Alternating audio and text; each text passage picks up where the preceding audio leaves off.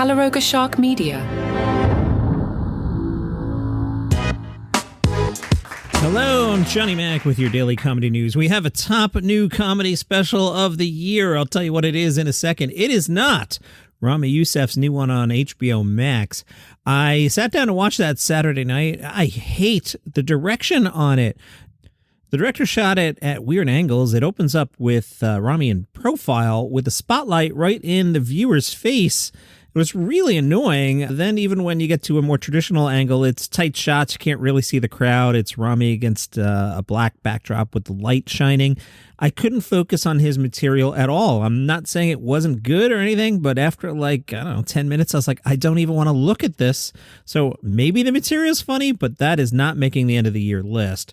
One that is Brian Simpson, live from the mothership. You'll find that on Netflix. Very funny hour. I saw a bunch of listeners in the Daily Comedy News podcast group raving about that one. It's really funny. It's probably 15 minutes too long. Somewhere over the weekend, I was listening to Dave Attell. I think he was talking with Marin. And how Dave's special that's coming out this week is about 37 minutes, I think he said. Maybe it's me just because of what I do for a living. I do find a lot of these specials, I'm kind of done and there's 15 minutes left. And that's what happened with Brian. I was like, all right, this was really enjoyable, but can we move on here? But the best special of the year, I was laughing my hat off. I don't know if anything's going to top this just for laughs. Triumph, the Insult Comic Dog, You Lucky Bastards on YouTube. I was raving it. I texted everyone in my family, you got to watch this. I sent it to friends, you got to watch this. My daughter came home and I made her stare at the last 20 minutes of it. I was laughing. It is hilarious. So let's check the updated rankings for best comedy specials of 2024. Number 1, Triumph, You Lucky Bastards. 2, David Cross. I like that special a lot. 3 is Dusty Slay. You'll find that on Netflix. The Cross is on YouTube. Then a bit of a gap. Brian Simpson and Taylor Tomlinson are the other two on my list. Those will wind up by the end of the year. Those will fall down to the high teens as more things come out and get between 3 and 4. But Triumph, Cross, and Dusty Slay are my top 3 right now. Not on the list, Ramy Youssef, Pete Davidson. I forgot that even happened. That was terrible. Jackie Novak, Kevin James, Rory Scovel, Donnell Rawlings, Jenny Slate, not on my list.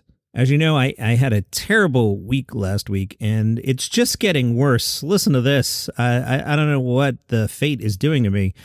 Adam Sandler, yeah, he's making a sequel to Happy Gilmore. I mean, life's hard enough, Adam. What are you doing? Christopher McDonald from the original film said, I saw Adam about 2 weeks ago, and he says to me, McDonald, you're going to love this. I said, what? He says, how about that? And he shows me the first draft of Happy Gilmore 2. Sources say the project will be for Netflix. Well, of course it will. They have a big deal together.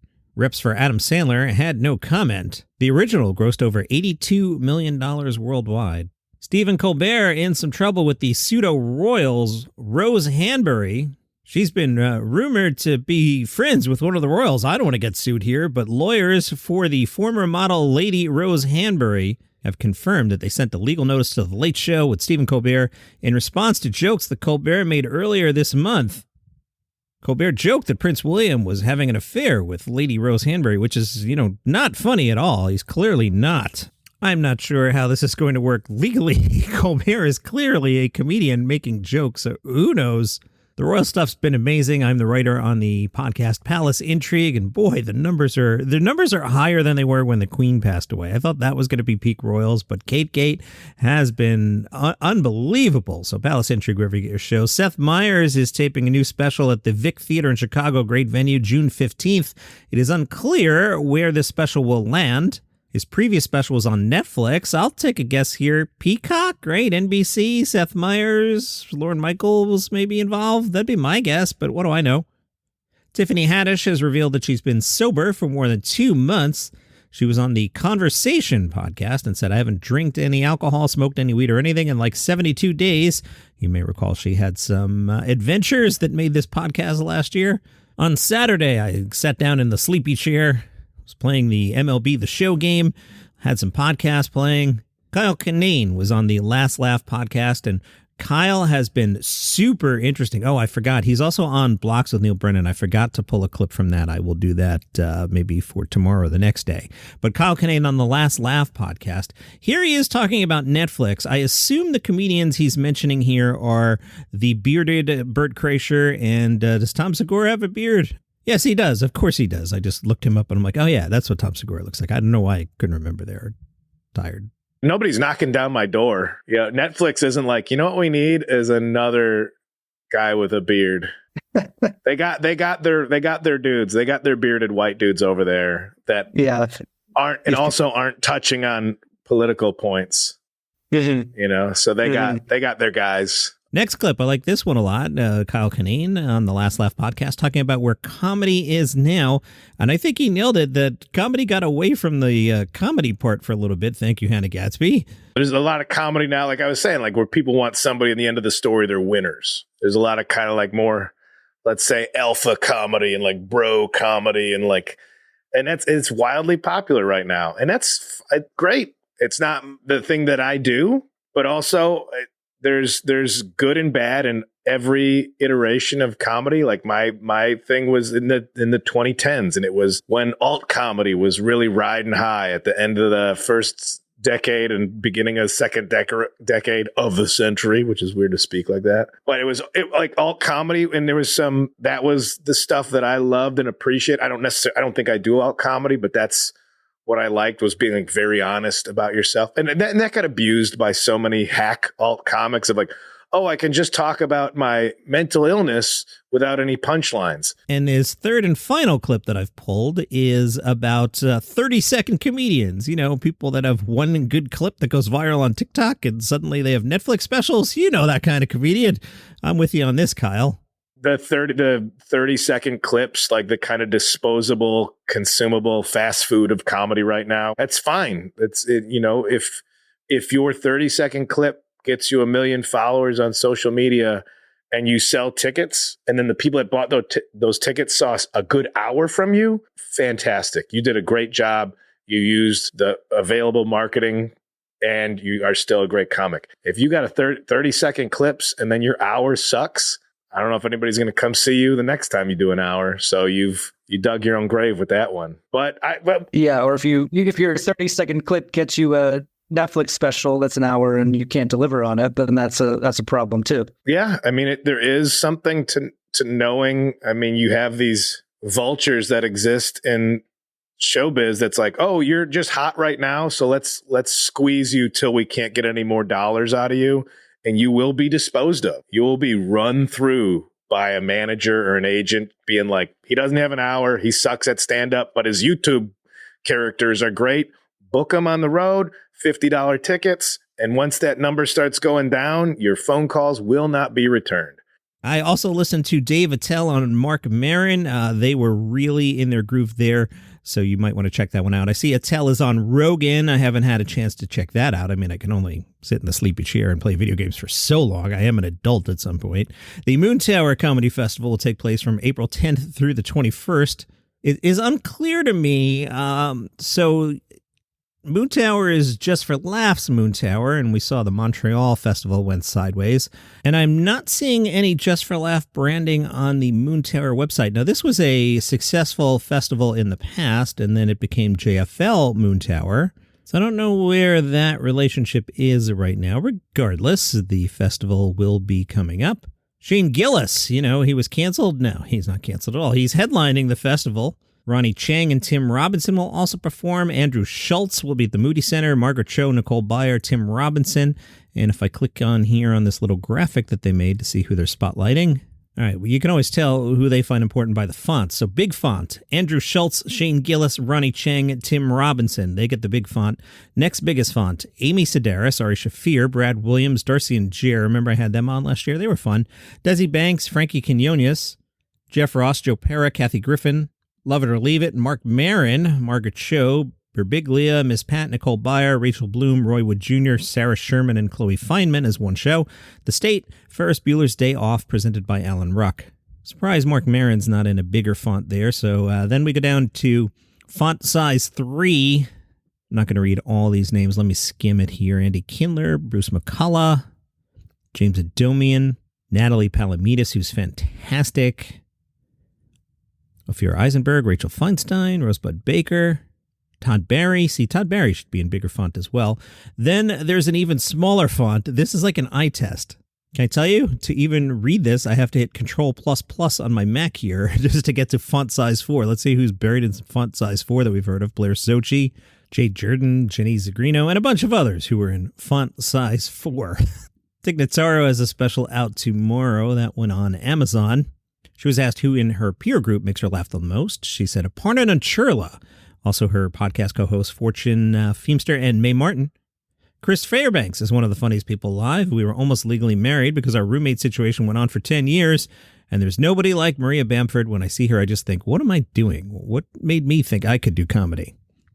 Advice, if you want to get into comedy right now, you have to make sure you're playing every vibe. Safe spaces, though. You don't want to put yourself in harm's way. I've done everything.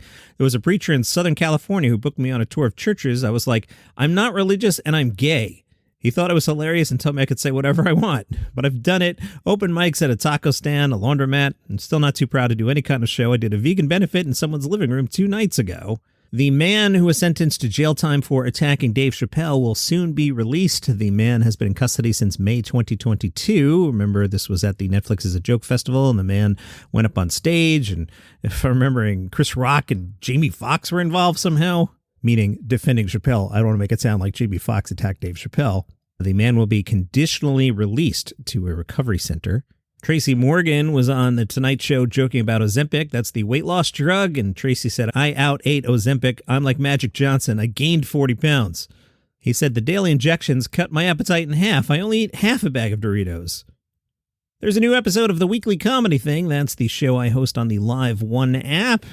It's kind of like this, except I talk less and I can play a lot more clips for you. On this week's show, Ian Carmel, Mike Vecchione, Brad Williams, Ari Shafir, Andrew Santino, Craig Ferguson, and a bunch of others, including Norm Macdonald. So I was listening back to the playback. I listen not because I have a huge ego. I want to make sure there are no mistakes in the show.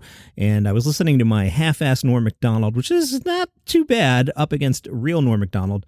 And I realized my vowels have to get better. I slip into a bit of Queens, and I have to get a little more Canadian when I slip into half-assed Norm. I will work on that. There are several ways to support this show. This week, I'm going to push the $2 club. So what you do is you go to buymeacoffee.com/dailycomedynews. You join the $2 club. You sign up. You totally forget about it. And then like 10 years from now, you're like, wait, I've been giving Johnny Mac $2 a month for 10 years? Yeah, that's how it works. Maybe a little less cynical than that. But if you want to join the $2 club, you know, if 1 million people do that, I'll be making $2 million a month on this podcast. The other thing I'm pushing is my Substack. I'm not trying to make any money off the Substack. It's just a thing where I write my media thoughts. The link is in the show notes, but it's mcdpod.substack.com. In case you don't know, my name is John McDermott. Even though it's my name, the N into the M is hard to say. John McDermott, which is why I just say Johnny Mac. It's a lot easier. But mcdpod.substack.com. Sign up. It'll be like, hey, do you want to donate? You don't have to donate. Sign up for the free version. I just want people to read my thoughts. That's all that's about. All right, the Melbourne Comedy Festival. I'm confused here. If you go to Melbourne International Comedy Festival, it says it starts March 27th. Today's March 25th. And there are shows tomorrow. So this is why I'm unprepared. I was ready to do this starting March 26th, actually, because of the way time zones work. In case somebody's listening in Melbourne, I have to stay East Coast to U.S. a day in advance. Otherwise, they'll be like, wait, you're telling me about shows that are 3 hours ago. Did I explain that right? Just look up how time zones work. Whatever time it is where you are now, look up what time it is in Melbourne. It's tomorrow. It's like 18 hours in front of you. But this is a big festival, March 27th through April 21st. And by March 27th, the Australians mean March 26th. So let's see who's playing on Tuesday in Melbourne. Okay, everybody understands what we mean by today. So it's Tuesday, March 26th in Melbourne. And boy, this website's confusing. I pulled down the March 26th drop down, and now it's telling me March 25th. But there are no shows March 25th. Come on, get it together. This is a big show. There's probably 20 different things. I'm not going to read all of these every day. See what catches my eye. How about Groundhog Day, the musical? No gimmick here. You're familiar with the movie Groundhog Day? That, but a musical. Yep, Phil Connors is sent to cover the annual Groundhog Day event, and it's Groundhog Day, and you know what happens? 150 minutes at the Princess Theater at the Butterfly Club, Murder Village, an improvised whodunit. That's fun. At 9 o'clock, Steph Broadbridge's Best Dog Joke Ever. At 9:45, Elliot McLaren's Memoirs of a Meth Head, Chapter 1. Usually they have clips that I can share with you, but they don't seem to have any up yet. Some things that got bumped from last week. From the Late Nighter website, that is a really good website, talking about the late night shows. Jon Stewart paying dividends for The Daily Show. They've now passed the 11 million subscriber mark on YouTube. Compare that to Jimmy Fallon with 31.5 million subscribers and Kimmel 19.3. The Daily Show has 7 million subscribers on TikTok. Fallon has 19.9. Going back to the week of March 11th, apparently The Daily Show without Jon Stewart not working as well as they hoped. The March 11th episode, hosted by Jon Stewart, averaged nearly 2 million total viewers. The week averaged out to 547,000 total viewers. So I'm not going to do the math here, but I'm sure if you take that 2 million out, it's dragging up that 547 a little bit. Yikes. Hannah Gadsby, she is on the cover of Rolling Stone Down Under. She'll be on the Australia-New Zealand cover for the March to May issue. Hannah said, "It was never my dream to be on Rolling Stone magazine, certainly not the cover, but why would you bother dreaming about something that's highly unlikely?" Fern Brady's special Autistic Bikini Queen is out on Netflix. That came out over the weekend.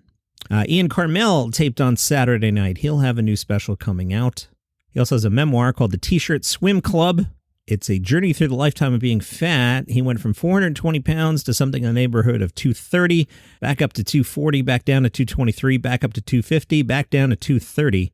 His new show's about confronting getting older and all the fun stuff. I was a pretty wild dude for a long time in terms of drugs, alcohol, partying, and living, so I couldn't conceive of a world where I lived till 50. I don't think it was a conscious thought, but now I'm realizing I've treated my body very poorly, and being on the other side of that, I'm looking at life and all the other things about aging, like not being able to party anymore.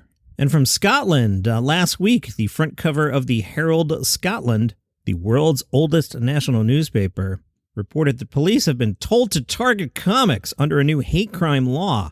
Police training seen by the newspaper informed officers that material which can be deemed as threatening and abusive under the Hate Crime and Public Order Act can be communicated through public performance of a play. Comedian Andrew Doyle said the best response to the Scottish National Party's new hate crime bill is surely to mock it. And that is your comedy news for today. Last night, Kevin Hart was at the Mark Twain thingy, so we'll talk about that tomorrow. If you enjoy the program, tell a friend about it. They might like it too. See you then.